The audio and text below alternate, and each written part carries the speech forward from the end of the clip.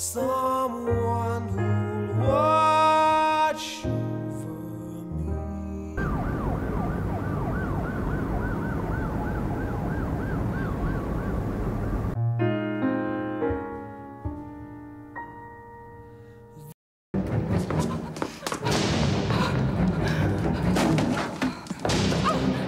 Vous savez, je n'aime plus le bonhomme, mais force est de constater qu'à une époque, c'était un génie.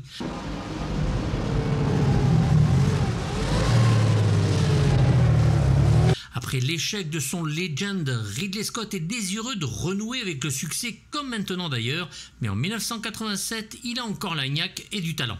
Le respect de la presse lui importe aussi, bref, son ego commence à entrer en scène, alors que pour beaucoup, il ne fait que des films commerciaux et clippés, avec des effets visuels bluffants, et certains y trouvent un gros manque d'épaisseur. Ben voyons. Hey! Quand tu as besoin de fric, tu viens me voir. Préférant se débarrasser de cette étiquette, donc écouter les autres plutôt que son propre instinct pour plaire au plus grand nombre, le Ridley va nous donner deux polars, coup sur coup, aux histoires plus réalistes et plus matures pour ceux qui ne savent plus rêver. Celle de traquer et très voire trop simple du genre d'histoire que l'on peut avoir dans une série télévisée classique, alors que l'histoire du second film, Black Rain, est plus intéressante et réussie, mais ça j'en ai déjà parlé. Je suis en service. C'est quoi comme service? Gigolo? Ici, c'est donc une jeune femme riche et célèbre, Claire Gregory, qui se retrouve témoin d'un meurtre. Elle va alors bénéficier d'une protection très, voire trop rapprochée par un jeune inspecteur, Mike Keegan, tout juste promu. Mais le gangster Joey Venza est à sa poursuite et Claire et Mike vont devenir amants, poussant même le policier à quitter sa femme. Le tueur va s'en prendre à sa femme et son fils pour essayer de choper Claire. Je suis pas armé, Venza. Un petit sujet donc magnifié par de très belles images, à l'instar de son frère Tony, où Ridley va nous rendre le tout lyrique et empli d'émotions pour peu que l'on s'y laisse prendre. Assez rare dans son travail, le film étant 1,85 et à la photographie, point essentiel dans la filmographie du bonhomme, et comme chef opérateur donc, ce sera Steven Porter, qui avait déjà travaillé avec Scott en tant que directeur de la photographie additionnelle, et qui travaillera sur des films comme Rencontre du troisième type de Steven Spielberg ou Starman et Jack Burton de John Carpenter. Nous réserve cette nuit. Les averses sont à prévoir. Demain, les températures varient. Il va travailler en solo avec Richard Kelly et en film plus connu, le Rocky 5 de John J. Avildsen, mais ça, on s'en tape.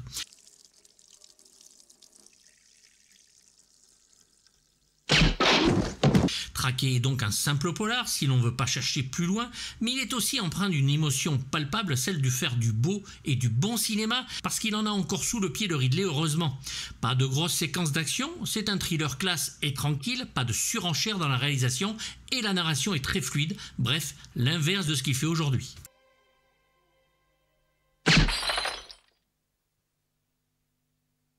Ridley Scott pense ses films en images avec des acteurs pour servir l'histoire et il n'en faut pas plus pour faire du bon et du beau cinéma dans toute sa subtilité. Pour le réalisateur, le genre policier est le catalyseur qui permet au héros d'exister et de raconter une histoire. C'est même pas la peine d'y penser. L'amour ici devant l'intrigue, le polar passant au second plan, une vision de Scott qui expliquera peut-être le non-succès du film, mais à l'instar de Blade Runner et de son futur Black Rain, Ridley Scott filme la ville comme personne, les rues, les façades, tout est sublime.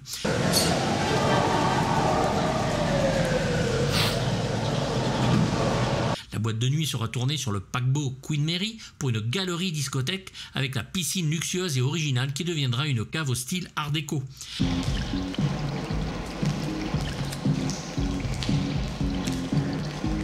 Les décors et l'architecture ressemblant à s'y méprendre à celle de Blade Runner, dont l'espace est maîtrisé, rempli de miroirs et donc de reflets qui intimident le pauvre Keegan, flippant de se retrouver dans ce monde qu'il ne connaît pas.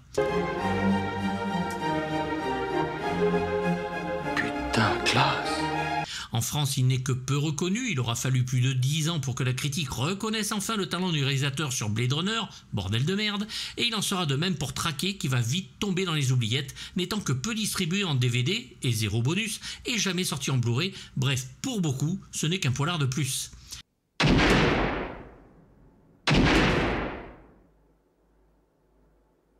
Le Scott rentre dans la catégorie cinéaste maudit, souvent en avance sur son temps. Parce que la question que l'on peut se poser légitimement, c'est comment les critiques et certains spectateurs, et ça vaut encore pour aujourd'hui, peuvent douter d'un réalisateur comme Ridley Scott dans les années 80, après les chefs-d'œuvre réalisés.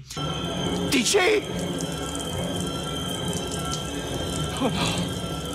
Regardez George Miller, un sans faute dans sa filmographie et des sauts de merde pour un teaser de Furiosa et quelques CGI non finis. Reste que taper dans le film intimiste et la meilleure des idées après le faste de ses derniers longs métrages, polar classe et classique, un film noir qui lorgne sur le thriller hitchcockien et le film dramatique et mélodramatique. Je veillerai sur vous, il ne vous arrivera rien. L'on peut regretter la légère facilité du prolo et de la belle femme riche, mais heureusement sans se laisser aller dans la facilité sexuelle, mais plus axée sur le romantisme.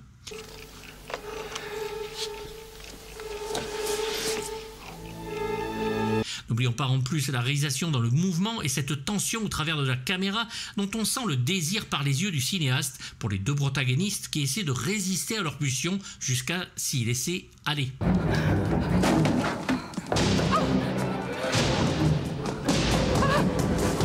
Le titre en VO Someone to Watch Over Me, entendez quelqu'un pour veiller sur moi, vient d'une chanson de George et Ira Gershwin qui sera arrangée ici 2 fois par le compositeur de la musique du film, un maître dans l'arrangement de chansons et de leur écriture, Michael Kamen.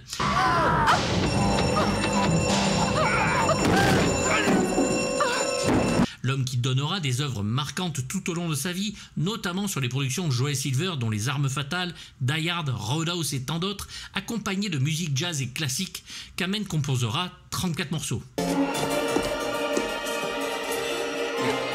C'est moi. Malheureusement, il n'y a aucun CD, c'est toujours inédit sur quelque support que ce soit, je suis colère. Le fumier. On peut même y entendre le Memories of Green de Vangelis, morceau de Blade Runner, pendant une conversation entre Mike et Claire, mais ici arrangée. Je vais voir pour mercredi. Bien.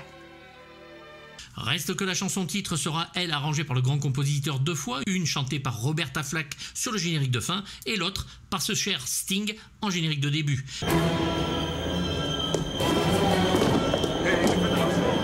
Imaginez ma joie lors d'une journée dans mon Virgin en trouvant un maxi CD avec la version du film arrangée par Sting, seul objet musical trouvable de ce score, générique de début du film donc.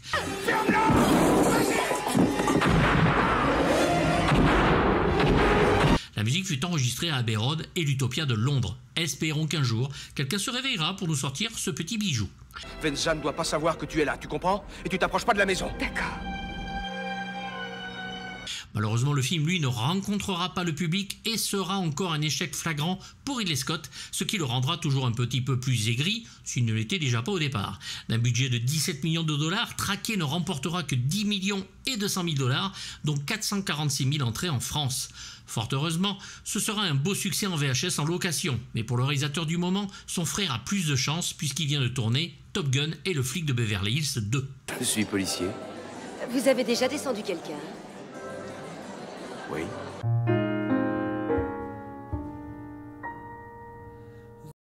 Et ça vous a donné la trique? La quoi? Une érection, vous savez. Avec sa caméra au plus près des personnages, Ridley Scott filme parfaitement bien les acteurs. Tom Berenger en premier, un flic simple qui va se laisser emporter par les lignes parfaites des meubles et de l'architecture de l'appartement de celle qu'il doit protéger, comme les lignes de la dame d'ailleurs, qui ne le laissent pas insensible non plus. Oui, je suis partant. De toute façon, où vous allez, je vais. Une attirance sexuelle et cérébrale impossible à réfréner et dont son couple en fera les frais. Mais arrête de me regarder comme ça, dis quelque chose, c'est ridicule, quoi. Va te faire foutre. Il est Humphrey Bogart face à Lauren Bacall, le fan devant la star, qu'il va travailler à comprendre dans la personne et du monde dans lequel elle vit. C'était bien de vous avoir pour veiller sur moi. Ouais. C'est avec le final où Venza prend sa femme et son fils en otage que son couple va bien sûr se retrouver. Parce que là est l'intérêt du film, cette vision d'un héros qui au travers de la caméra découvre le monde de la richesse et du cinéma, éclatant sa réalité et sa bulle familiale, comme nous, l'envie nous prenant en visionnant le métrage d'être à sa place. À cause de vous, ma vie est en danger. Non, il ne vous arrivera rien. Nous allons le reprendre. Qu'est-ce que ça va changer? Keegan se sent coupable, à raison, puisque chaque fois qu'il part chez lui pour rejoindre l'autre femme, il en est heureux, il ne pense qu'à ça, comme Michael Douglas d'ailleurs dans le Basic Instinct de Paul Verhoeven, notre Hollandais violent. Je devrais peut-être en faire une vidéo d'ailleurs, non? J'avais dit d'amener la fille. Je l'ai amenée. Elle est dehors. Bref, Keegan est un bon flic, compétent mais incapable d'avoir des rapports humains normaux du fait de son métier. Son expérience professionnelle ne l'a pas préparé à ce monde fascinant et il se laisse vite dépasser par cet amour naissant. Il commence par compatir, puis comme beaucoup d'hommes face à une belle femme, a le désir de la protéger et cette ligne très très fine est vite franchie pour se laisser aller à la passion.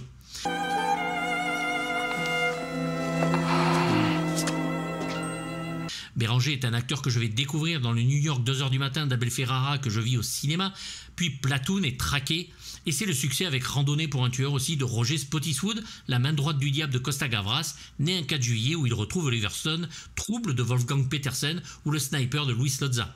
Et c'est le regretté Patrick Poivet qui est à sa voix française. Ceci est ma penderie et ce sont mes vêtements. Je conçois que vous ayez des responsabilités, mais je vous serais fort reconnaissante d'éviter d'entrer ici. Vais-je vous parler du personnage de Claire Gregory, la femme fatale s'il en est, qui fait craquer notre pauvre Mike? Ah ben non. Vais-je vous parler de Mimi Rogers qui joue le rôle de Claire Gregory dans Traqué de Ridley Scott? Toujours pas.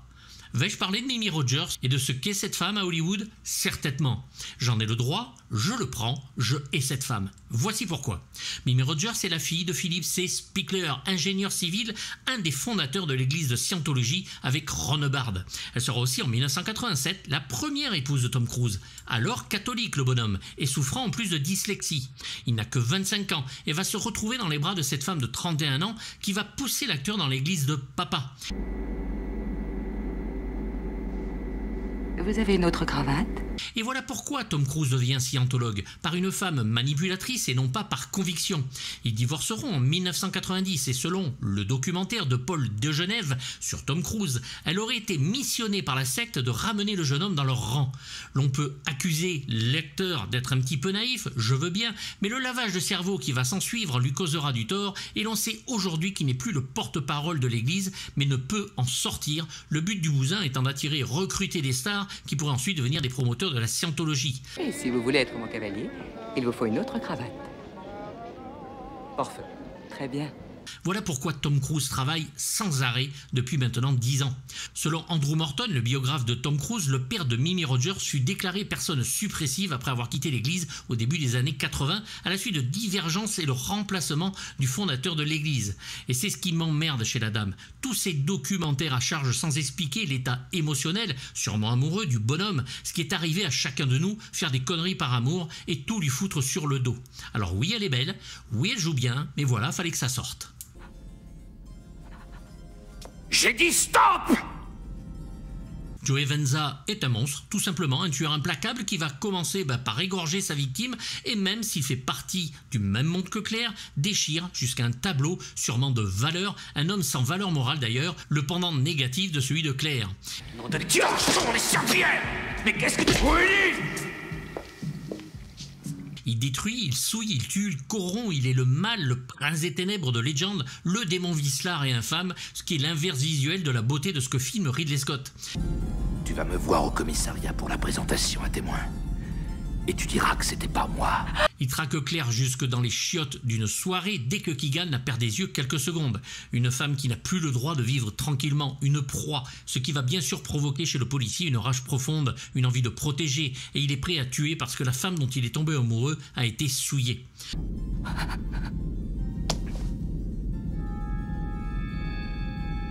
C'est le formidable Andreas Katsula qui nous a quittés trop tôt en 2006 à l'âge de 59 ans, qui interprète le rôle et que l'on avait vu bien sûr dans Série Noire d'Alain Corneau, Le Fugitif d'Andrew Davis, et restera à jamais pour moi le personnage absolument formidable qu'est Jecar, ambassadeur Narn dans le chef-d'œuvre télévisuel de science-fiction qui est Babylon 5, créé par Joe Michael Straczynski. Il est formidablement en plus ici doublé par Jack France. Qu'est-ce que c'est que cette cravate? Combien c'est le premier versement, tu disais? Ellie Keegan, la femme de Mike, l'épouse délaissée et oubliée par son mari et même par nous, spectateurs, son fils y compris, par sa normalité, préférant plonger à deux pieds dans l'imaginaire de la vie de Claire. Vous êtes sortis ensemble acheter une cravate?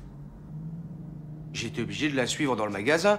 C'est Lorraine Bracco qui se colle à ce rôle ingrat de femme dite normale, mais flic quand même, non maquillée, que l'on doit aimer, mais qu'un fantasme peut rendre invisible face à une femme fatale. Si tu reviens à la maison, tu reviendras pour moi.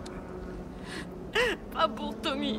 Elle parle très bien le français dans la vie et on la verra dans Les Affranchis de Martin Scorsese, Medicine Man de John McTiernan et bien sûr le docteur Jennifer Melfi dans la superbe série Les Sopranos. Pas de question? Si, et comment on fait si elle veut sortir? Faites-la changer d'avis. Jerry Orbach, lui, est le lieutenant Garber, le responsable de Mike que l'on aperçoit à gauche à droite pour donner les instructions aux policiers qu'il faut. Moi, je ne le vois pas quitter la ville. Alors vous allez jouer les anges gardiens 24 heures sur 24. 3 de ses rôles les plus connus sont les personnages de Lenny Briscoe dans New York Police Judiciaire, Harry McGraw dans Arabesque et le père de Jennifer Grey bien sûr dans Dirty Dancing d'Emile Ardonido, On ne laisse pas bébé dans un coin. Il sera vu dans Le Prince de New York de Sidney Lumet ou Crime et délit de Woody Allen. Il va combattre un cancer de la prostate durant 10 ans avant de s'éteindre en 2004. Ouais, je me servais de cet appart pour faire la bringue. Jusqu'au jour où j'ai divorcé, alors maintenant c'est chez moi. Et nous avons en petit rôle Daniel Hugh Kelly qui joue Scotty, un agent de police qui va pouvoir aider Mike à le loger le temps de sa séparation. Les shots, c'est joli, non? Hein? Un acteur que l'on a vu dans Cujo de Lewis Teague et bien sûr le pilote dans la série Le Juge et le Pilote en Mark Skid McCormick. Tommy? Qui est-ce?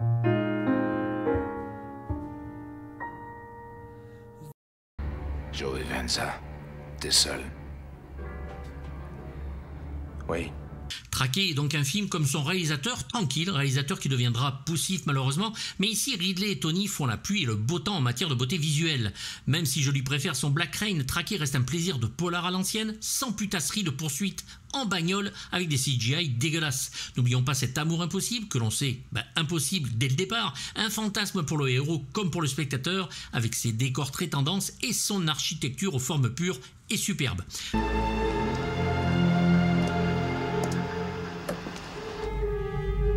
Traqué reste, pour ceux qui l'ont vu, un film à la fois mineur et majeur. Mineur bien sûr par la narration d'une histoire bien trop simple, mais toujours majeur à l'époque par un plaisir de l'image bien faite, parfaite même, ce que l'on perdra littéralement avec le temps, s'éloignant de ce que lui et son frère avaient réussi à créer. C'est pas toi qui vas me donner les ordres! Allez, Joey! Toi, lâche-le! Laisse-le! Toutes ces envies de peintre architectural sont à l'écran, une poésie de l'image qui se passe presque d'histoire. Malheureusement, il lui suffit de filmer un rideau avec des acteurs parfaits devant et notre regard, notre vision, notre œil est conquis. Un œil comme celui en gros plan de Blade Runner dans une ville urbaine et contemporaine sans effet aucun.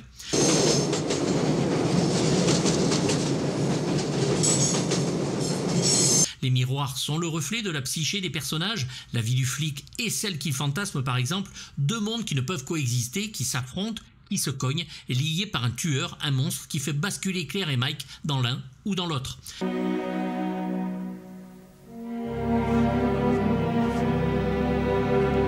Image et reflet, positif et négatif, bien et mal, Traqué est finalement bien plus qu'un petit polar et effectivement majeur dans la filmographie d'un Ridley Scott aujourd'hui bien perdu. Ridley Scott souffre un peu après Legend qu'il avait éreinté, comme Blade Runner d'ailleurs, mais se concentre quand même sur l'esthétique du film, symbole de sa narration qui aide le spectateur à s'intéresser à l'histoire.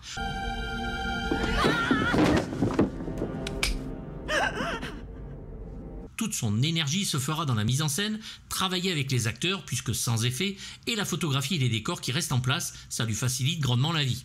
La question de la moralité sera bien sûr mise en cause, moins que celle de Liaison fatale d'Adrian Lyne, sortie presque en même temps, mais qui respecte les personnages. Le public doit aimer d'ailleurs ces personnages mais n'iront pas voir le film, dommage. Espérons un Blu-ray français un jour. Allez, fais-la entrer. Délaissant donc les espaces intersidéraux ou l'anticipation et ses détectives du futur, Ridley Scott prouve ici sa capacité à changer de genre avant d'en perdre le goût, pire, détruire tout ce qu'il a fait de mieux à ses débuts. Il nous balance un beau polar urbain qu'il fera encore mieux avec Black Rain en film suivant, mais sans violence trop visuelle, avec un sens du détail qui fait plaisir. Quand le sang gicle, c'est avec une élégance rare, comme son frère le fit sur son premier film, Les Prédateurs. Oh, oh! Un film qui reste un polar thriller dont la tension va monter crescendo, nous laissant sur les nerfs, et si, pour certains, le film reste mineur, il reste un excellent film à suspense, un film d'esthète, beau et intelligent. Le polar a eu différentes versions, celle de Scott y a posé sa patte, sublime dans son traitement et dans la continuité de ses chefs-d'œuvre précédents, capable de trouver du beau dans le sale, bref du bonheur. Je lui mets bien sûr la bonne note de 5,5 sur 6, parce que l'histoire malheureusement pêche un peu, mais ça reste un des grands films de Ridley Scott, et qu'est-ce qui me manque aujourd'hui, en tout cas ce Ridley Scott-là.